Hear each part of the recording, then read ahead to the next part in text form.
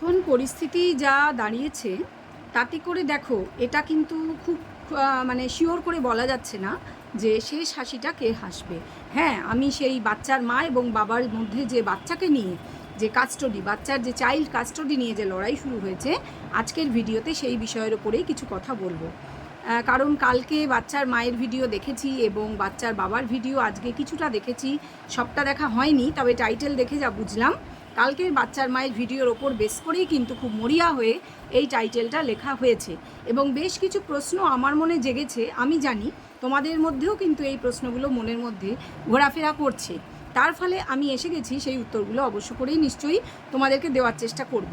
তার আগে বলে নিই, welcome back to my channel world of দোলায় সকল দর্শক বন্ধুকে স্বাগত জানাই। আশা করি তোমরা সকলে সুস্থ আছো আর ভালো আছো। আমিও ভালো আছি, তবে হ্যাঁ, একটু দ্বিধান্বিত, একটু চিন্তান্বিত আছি। কিন্তু আমি জানি, দেখো, তোমরা টেনশন করো বা আমি টেনশন করি বা আমার মতন যারা দ্বীপের হয়ে বলবো না, বাচ্চার হয়ে, বাচ্চা যাতে ভালো থাকে সেই জন্য আমরা যতজন ভিডিও করি যে বাচ্চার ভালোটা চাই আমরা। তো এই পরিস্থিতিতে দাঁড়িয়ে তাদের মনটা ভারাক্রান্ত হওয়াটা খুব স্বাভাবিক, কারণ বাচ্চার মায়ের কনফিডেন্স, আমি এটাকে যদিও কনফিডেন্স বলবো না, আমি এটাকে ওভার কনফিডেন্স বলবো। কেন? নিশ্চয়ই সেটা তো বুঝিয়ে বলবোই। তার আগে বলে নিই যে আজকে যে বাচ্চার বাবা, সে কিন্তু টাইটেলে যা লিখেছে যে সেটা কিন্তু অতি অবশ্য করেই আমাদেরকে কিছু একটা জানান দেওয়া, যেটা অলরেডি আমরা শুনেছি, 9 মাস আগেই আমরা শুনেছি যে সে এমন কিছু কালেক্ট করে রেখেছে ভিডিও, হয়তো স্টিল পিকচার বা চ্যাট, যার কিছুটা রিভিলও হয়েছে, আমি জানি না কিভাবে সেটা কার ফোন থেকে কিভাবে এলো, সেটাও কিন্তু কোর্টে কিন্তু এগুলো নিয়ে প্রশ্ন উঠতে পারে। আমি বলছি যেহেতু বিভিন্ন কেস অন্য দিক থেকে করা হয়েছে, যে কি করে এগুলো এলো জানি না, এগুলো নিয়ে কতদূর কি হবে আমি বলতে পারছি না। আপাতত চাইল্ড কাস্টডির উপরে নিশ্চয়ই কিছু কথা বলবো গতকালের বাচ্চার মায়ের ভিডিও দেখে এবং বাচ্চার বাবার আজকের ভিডিওর টাইটেল দেখে মূলত বলছি। ব্যাপারটা আমার যা মনে হবে আমি সেটা বলবো। আর হ্যাঁ, দালালের কিছু কথা রয়েছে, সেটা নিয়ে জানি না এই ভিডিওতে বলবো কি না, ভিডিও বড় হয়ে গেলে সেটা নিয়ে অন্য ভিডিও করব। যাই হোক, চলো যে এখন ফোকাস করি এই ব্যাপারটার ওপর। তোমরা সবাই কিন্তু ভিডিওটা স্কিপ করবে না, মানে কেউই স্কিপ করবে না, ঠিক করে দেখবে, নাহলে কিন্তু বুঝতে পারবে না যে কী বিষয় কি বলছি। তো যেটা মনে হচ্ছে সেই মানে আমার টিপ্পণিটা আমি পরে রাখছি, আগে বলি গতকাল বাচ্চার মায়ের ভিডিওতে দেখলাম সাংঘাতিক কনফিডেন্স, তার সাজগোজ বেশ সোবার, অন্য দিনের মতো নয়। সে বেশ একটি সাদার ওপর সুন্দর ছিটছিট চুড়িদার পরে বেরিয়েছে এবং দেখতে ভালো লাগছিল, অস্বীকার করার নয়। তার মাকেও ভালোই লাগছিল, মা মেয়ে দুজনে যাচ্ছে কোথাও একটা, বলছে যে প্রথমে সে যাবে হচ্ছে ওই ওদের বাড়ির কাছে যে স্টেশন আছে সেখান থেকে ট্রেন ধরবে, দেখালো বোধহয় স্টেশনটা, আমার মনে নেই এই মুহূর্তে। তো ট্রেন ধরেছিল, ট্রেন ধরে কোথাও একটা এলো, আমি বলতে চাই না সব জায়গার নাম। তো এলো, সেখান থেকে কোনো একটা গাড়ি দেখালো, মানে সে তারপরে মানে কাট্টু গাড়ির ভিতর, কারের ভিতর বসে আছে এবং সে বলছে যে শুধু শুধু একটা এইখানটায় আসতে বললেই হতো, তাহলে তো আমাকে দাদা যেমন নিয়ে এসছে আমাদের দুজনকে দাদা টোটোয় করে নামিয়ে দিয়ে যেতে পারতো, বেকার আমরা অত ঘুরে ঘুরে এলাম। সে নাক ঘুরিয়ে কান দেখানো, এরকম আর কি ব্যাপারটা।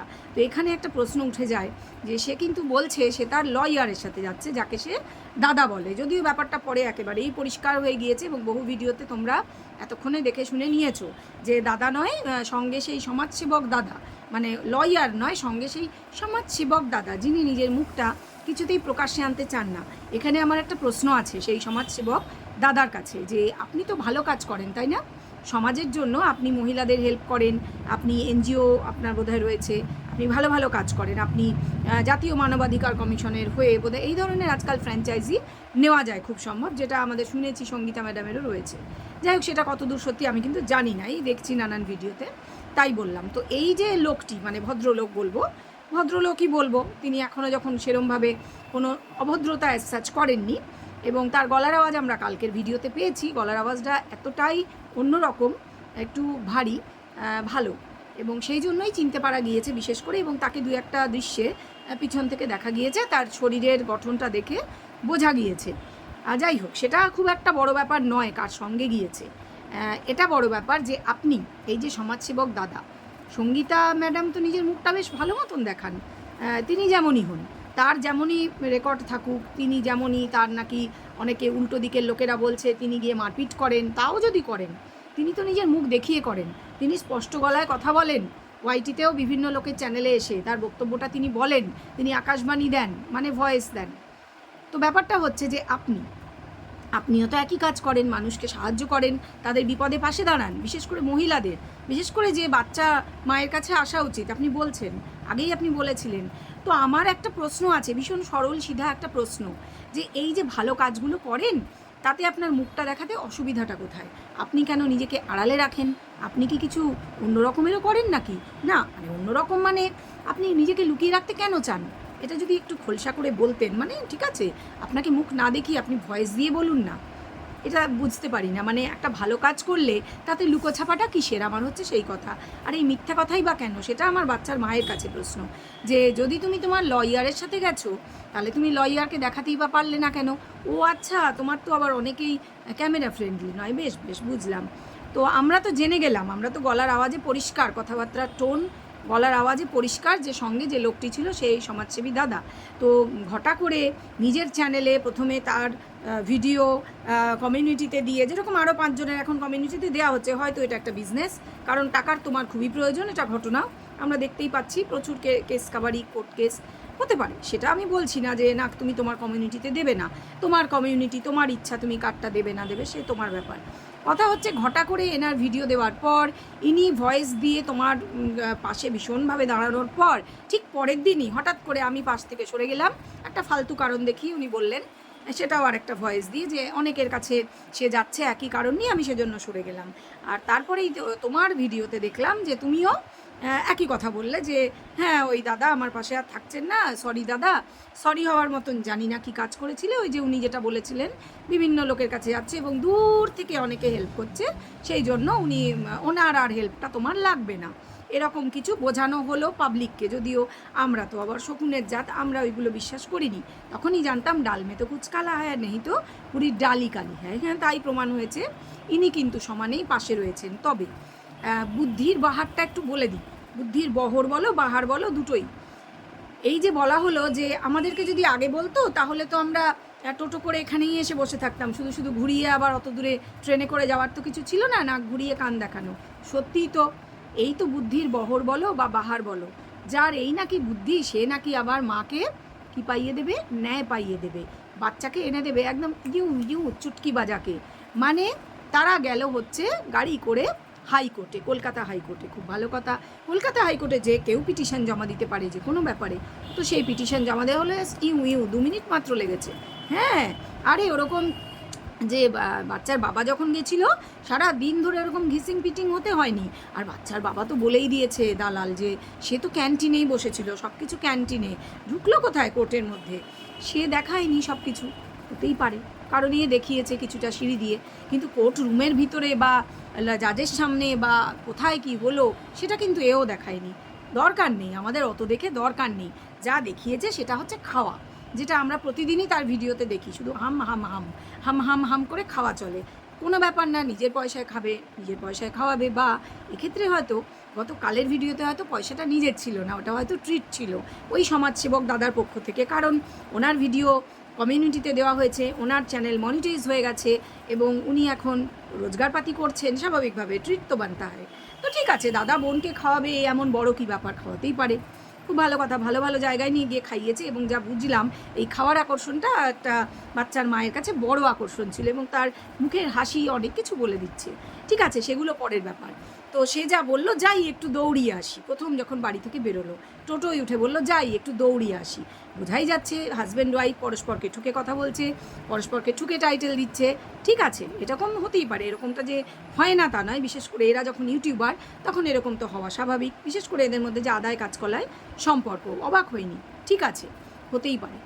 তো ব্যাপারটা হচ্ছে যে এখন যে বড় প্রশ্ন, পুরো দর্শক শিবির দুটো ভাগে ভাগ হয়ে গেছে, আর একদল হয়ে গেছে হতোদ্যম, যে বাচ্চার বোধহয় গেল ভবিষ্যৎটা। আমি কিন্তু এতটা হতাশ হচ্ছি না, তোমরা হয়তো অবাক হবে যে কেন, বাচ্চাকে তো তার মাই পেয়ে যাচ্ছে, বাবার কাছে থাকলে সে সোনার টুকরো হতো, মায়ের কাছে থাকলে সে একদম পাথরের টুকরো হয়ে যাবে। আমি কোনোটাই বলছি না, আমি এটাও বলছি না বাবার কাছে থাকলে সোনার টুকরো হতো আর মায়ের কাছে গেলে পাথরের টুকরো হবে, কারণ আছে। কারণ হচ্ছে, প্রথমে বলি কন্ডিশনগুলো, আর তারও আগে বলে নিই যে এই যে পিটিশন জমা দিয়েই বাচ্চার মা যেরকম ওভার কনফিডেন্স দেখিয়ে বলল যে খুব শিগগিরই তোমাদের কাছে একটা সুখবর চলে আসবে, এই সুখবর কিন্তু বেশ কয়েক মাস ধরে অন্তত 2-2.5 মাস হয়ে গেল সে শুনিয়ে চলেছে। এটা কিছুই না, এটা ভিউজ আনার জন্য। এটা হচ্ছে তোমার, ও তো ইউটিউবার, তার ফলে ওর এগুলো জানা আছে টেকনিকগুলো, যে কি বললে, টাইটেলে কি লিখলে ভিউজ আসবে। আর বাচ্চাকে কিভাবে, ধরো নিজের জীবন যে সেল করছে, সে বাচ্চা আসবেটাকে সেল করেই অনেক কিছু করতে পারবে, একদম পুজোর বাজার অবধি হয়ে যাবে, এত টাকা হয়ে যাবে। আর প্রমোশন ভিডিও এগুলো তো আছেই, এত ভিউজ হবে, সেটা আলাদা কথা, সেটা আমরা জানি যে ও জানে যে how to sell life, her own life she sold. আবার বলে হাস্যকরভাবে যে ওর হাজব্যান্ড বেঁচেছে, আরে ও তো নিজেও নিজেকে বেচছে, ও তো সবই বেচছে, নিজের সমস্ত রিলেশন। কোনো রিলেশনকেই কি সেই মান্যতা, সেই তোমার কি বলবো, যে কোনো সম্পর্ককে ও কি সেই রেসপেক্টটা দিয়েছিল কোনো দিন? ও রেসপেক্ট পায়নি, আচ্ছা মেনে নিলাম, ওকে কেউ রেসপেক্ট দেয়নি শ্বশুরবাড়িতে, ও কি রেসপেক্ট দিয়েছে? যদি তাই দিত, শ্বশুরবাড়ি থেকে বেরিয়ে আসার 1 মাস হতে না হতেই দালালকে দিয়ে অ্যাটলিস্ট এটা বলাতো না যে শাশুড়ি আর তার স্বামী একসঙ্গে শোয়ে, নোংরাভাবে বলাতো না। এবং সেটা শুধু সে নয়, তার সেই সকল প্রেমিক, হয়তো এখন সম্পর্ক নেই বা হয়তো আছে গোপনে, আমি সেটা তো জানি না, বলতে পারবো না, সেটা হতেই পারে, ভবিষ্যৎটাই বলে দেবে, ভবিষ্যতে আমরা দেখতেই পাবো যে কে কতটা মিথ্যে কথা বলেছিল অতীতে, তখন আর কি, ভবিষ্যতে আমরা বুঝবো সেটা, সেটা আলাদা কথা, সেগুলো সব ভবিষ্যৎ বলবে। এরকম কোর্ট কেস যখন চলে, তখন এই পার্টি যারা, তারা কিন্তু অনেক মিথ্যা কথাই বলে, এরা ইউটিউবার বলে মিথ্যা কথাগুলো প্রতিনিয়ত সামনে আসছে। আমি কিন্তু এটা বলছি না যে বাচ্চার বাবা কোনো মিথ্যা কথা বলেনি বা কিছু গোপন করেনি, অবশ্যই নিশ্চয়ই করেছিল, সে তার কার সঙ্গে প্রেম করেছিল, কত দূর রিলেশন এগিয়েছিল, সে ব্যাপারে মুখ খোলেনি, সে আজ অবধি মুখ খোলেনি, খোলা উচিত কিন্তু ছিল, এটা কিন্তু দর্শকরা দাবি করে। আমি কিন্তু কারুর পক্ষ হয়েই কথা বলি না, আমি বাচ্চার পক্ষে, যে বাচ্চার ন্যায় পাওয়া উচিত। এইবার প্রশ্ন যে বাচ্চা ন্যায় কি পাবে, সেটা আমরা এই মুহূর্তে কি করে বলবো? সেটার জন্য তো কোর্ট কেস রয়েছে, হচ্ছে, পিটিশন জমা দিয়েই এত মানে কনফিডেন্স, ওভার কনফিডেন্স, এত কিছুই না, এগুলো হচ্ছে ভিউজ আনার জন্য, যে দর্শককে বলা হচ্ছে মিষ্টি কিনলাম, সবাইকে মিষ্টি খাওয়াবো তো বাড়ি নিয়ে গিয়ে, সেই জন্য।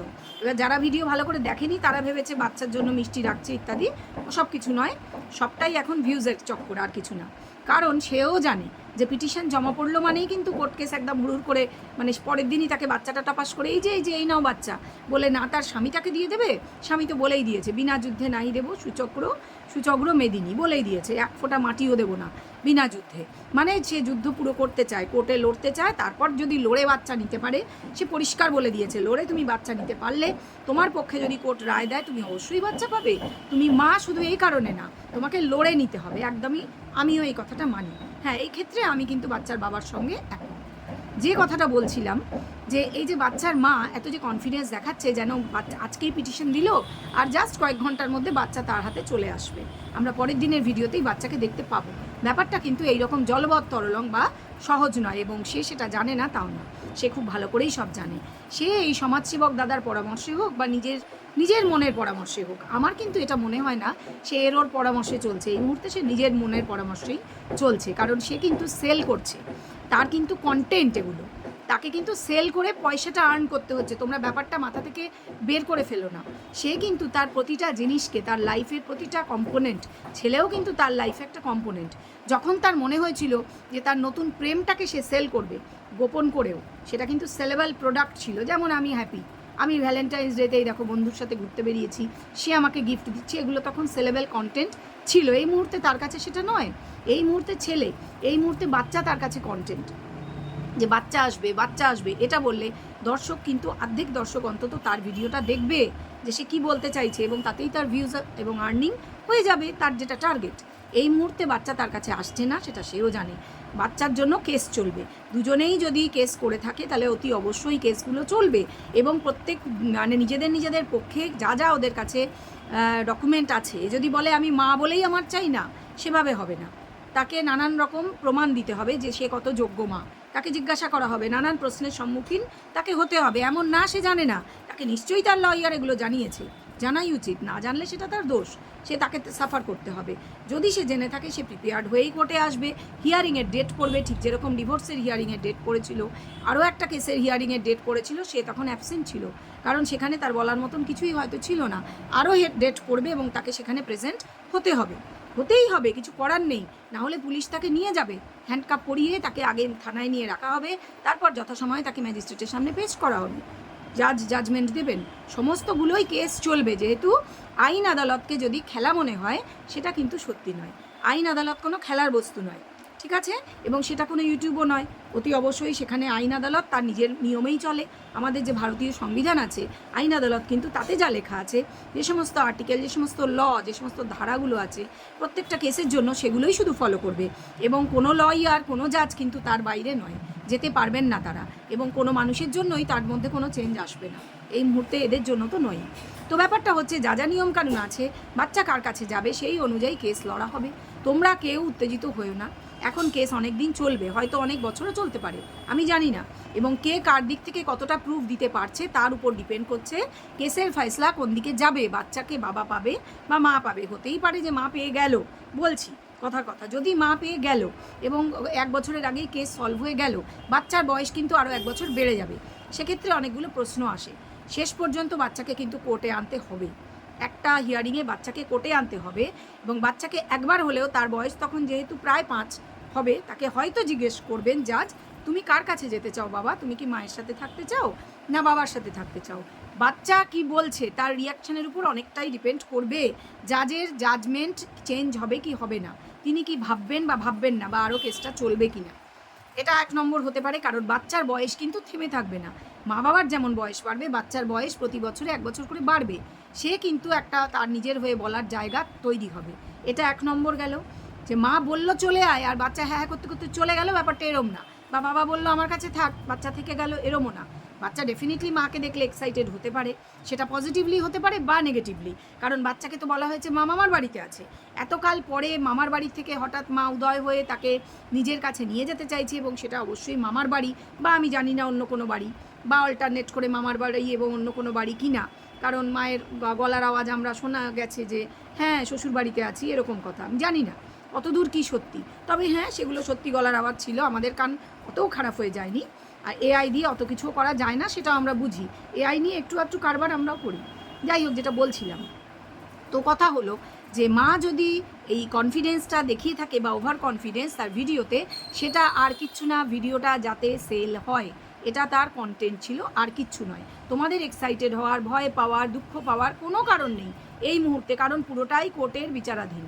এত তাড়াতাড়ি বাচ্চা হুড়ুচ করে চলে গেল এরকম কিচ্ছু হবে না, বাচ্চার জীবন ফটাস করে একদিনে নষ্ট হয়ে গেল এরকমও হবে না। ইনকেস বাচ্চাকে মা পেল, আমি বলছি, তখন কিন্তু সার্ভিলিয়েন্স থাকবে, যে মা সম্বন্ধে যেহেতু বাবা অনেক কিছু জমা দিয়েছে, তো দেখি তো কোর্টও ভাববে যে সার্ভিলিয়েন্স রাখা প্রয়োজন, যে বাচ্চাকে ঠিক কীভাবে মানুষ করা হচ্ছে, শুধু ভিডিও না, শুধু ভিডিওর মধ্যে না, অফ ক্যামেরা সার্ভিলিয়েন্স রাখা হবে। সেটা কিভাবে, সেটা কোর্ট ঠিক করে দেবে, কে রাখবে সমস্ত কিছু কোর্ট ঠিক করে দেবে।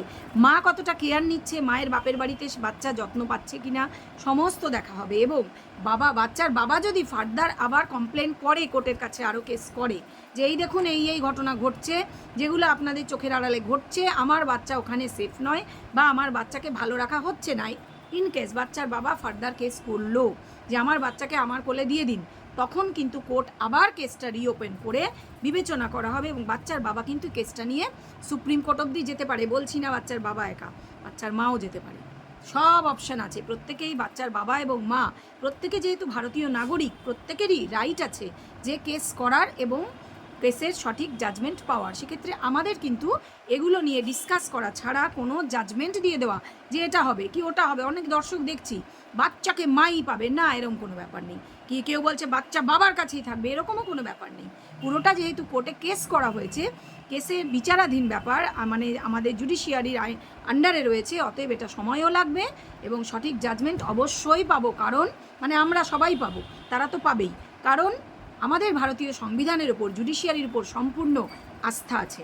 তাদের আছে কিনা জানি না, তারা কতটা ভিডিও সেল করার জন্য করছে, কিন্তু যেটা বলছিলাম, দেখো সবাই কিন্তু এটা পারে না, বাচ্চার মা বলো বাবাই বলো, ভিডিও সেল করার জন্য। বাচ্চার বাবা খুব একটা করেনি, আজকের টাইটেলটাতেই দেখলাম যে যা আছে সব দিয়ে দেবো এবার ওয়াইটিতে।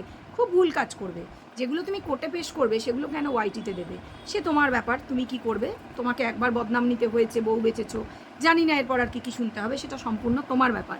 হয়তো রাগের মাথায় বলেছে, হতে পারে যে প্রকাশ্যে এতদিন আনেনি, আনবে না, আমি জানি না, সেটা তার ব্যাপার, সম্পূর্ণ তার পার্সোনাল ব্যাপার, সে কি করবে। এটা হচ্ছে সে বলেছে, কারণটা বলে দিই, কারণ সে উল্টো দিককে চাপে রাখতে চাইছে।